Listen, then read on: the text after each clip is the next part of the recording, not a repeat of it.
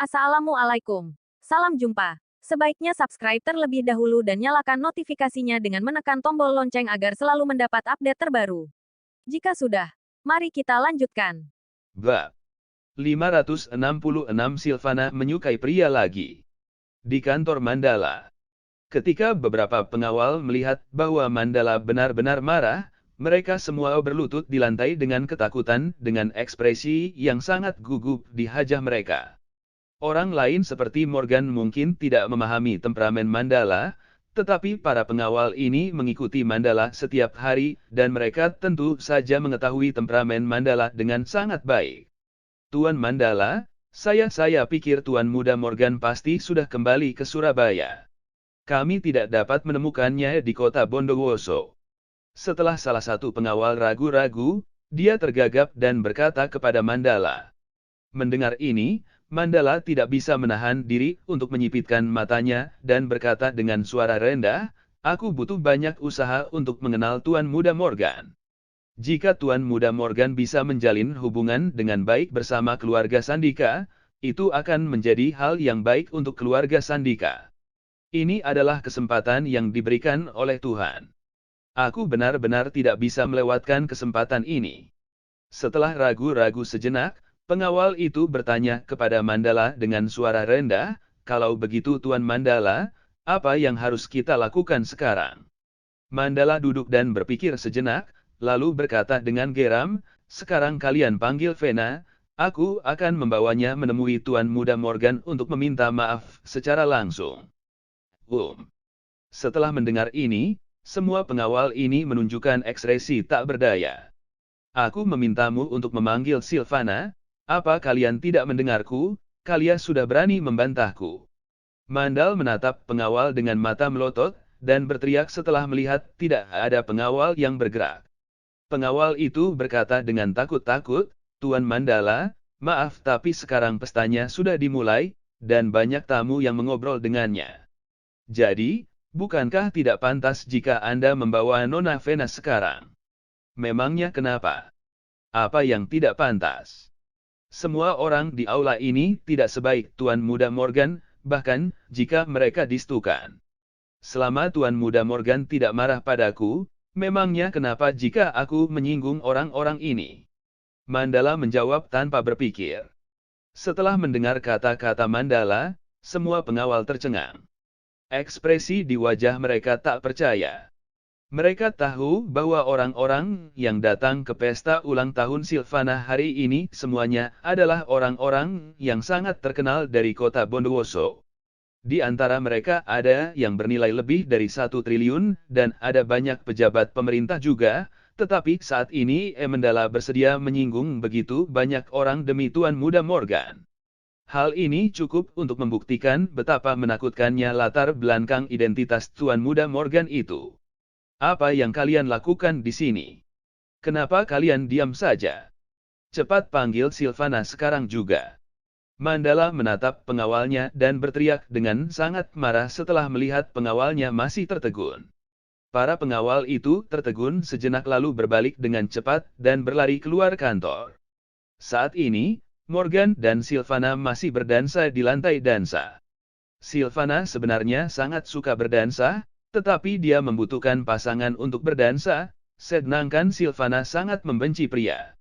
Jadi dia tidak bisa berdansa di depan umum. Morgan berkata dengan suara rendah kepada Silvana, "Aku tidak berbohong padamu, aku benar-benar tidak bisa berdansa." "Tidak masalah. Aku tahu kamu tidak bisa berdansa. Aku bisa mengajarimu," Silvana dengan ringan menjawab Morgan, lalu melanjutkan, "Sekarang letakkan tangan kirimu di bahuku, lalu letakkan tangan kananmu di pinggangku." Morgan tertegun dan bertanya kepada Silvana dengan ragu-ragu, "Bukankah tindakan ini sedikit intim? Kenapa kamu berbicara begitu banyak omong kosong? Aku bahkan tidak jijik padamu, apa kamu jijik padaku?" Silvana memandang Morgan dan mengerucutkan bibirnya. Kemudian dia meletakkan tangan Morgan tepat di pinggangnya yang ramping dan lembut. Pinggang Silvana yang tipis dan lembut, dan rasanya menyenangkan saat menyentuhnya. Di hadapan wanita cantik seperti ini dan dengan posisi ambigu seperti itu, jantung Morgan tentu saja akan berdebar kencang. Ketika Sylvana melihat bahwa Morgan benar-benar linglung, dia berkata dengan marah, "Apa yang kamu pikirkan? Kamu bisa mengikutiku untuk bergerak sekarang. 1, 2, 3, 4, aha, bisakah kamu lebih serius? Kamu menginjak kakiku." Morgan juga tampak tak berdaya dan berkata dengan nada malas kepada Sylvana, "Sudah kubilang sejak awal bahwa aku tidak bisa berdansa. Kamu terus saja memaksaku berdansa denganmu. Sekarang bukan masalah apakah kamu bisa berdansa atau tidak, tetapi sikapmu tidak serius." Sylvana memandang Morgan dan mendengus dingin, lalu melanjutkan, "Mulai sekarang, jika kamu menginjakku sekali lagi, aku akan mencubitmu sekali, apa kamu mengerti?" Morgan berkata dengan wajah tanpa ekspresi, "Tidak, barusan kamu hanya mengatakan bahwa kamu akan mencubitku. Jika kamu melakukan itu, aku tidak akan berdansa denganmu."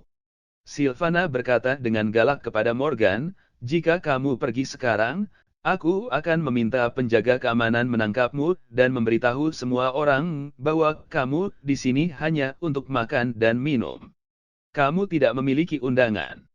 Setelah Morgan mendengar kata-kata Sylvana, dia terdiam. Dia menatap Sylvana tanpa daya dan tidak tahu harus berkata apa. Jika Sylvana benar-benar memanggil penjaga keamanan, identitasnya pasti akan terungkap, jadi Morgan tidak punya pilihan selain belajar dengan serius.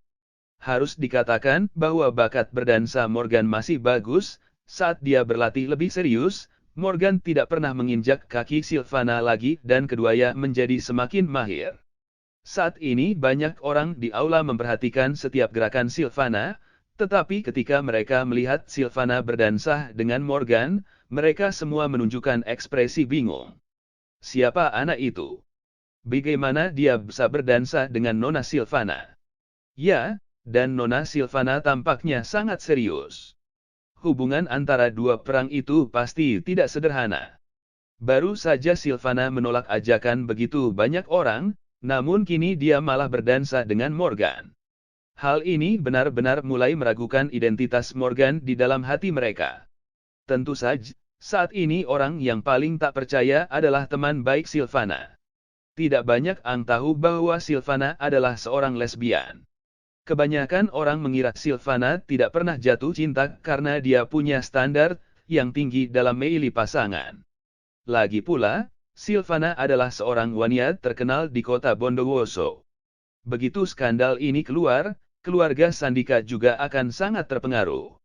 Teman baik Sylvana mengetahui bahwa Sylvana adalah lesbian, dan beberapa waktu lalu, mereka juga mendengar bahwa Sylvana menyatakan perasaan kepada seorang dosen di Universitas Surabaya, tetapi sekarang Sylvana justru berdansa dengan Morgan. Ini membuat teman baik Sylvana bertanya-tanya apa yang sebenarnya terjadi. Apa Fana menyukai pria lagi?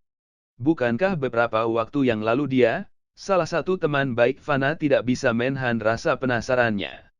Ya, sepertinya Fana juga mengobrol dengan orang ini tadi. Hubungan kedua orang ini jelas tidak sederhana. Teman baik Fana yang lain juga menimpali. Bagaimana juga, mereka belum pernah melihat Fana tiba-tiba begitu dekat dengan seorang pria. Teman baik Sylvana mulai penasaran apakah Sylvana mulai menyukai pria lagi.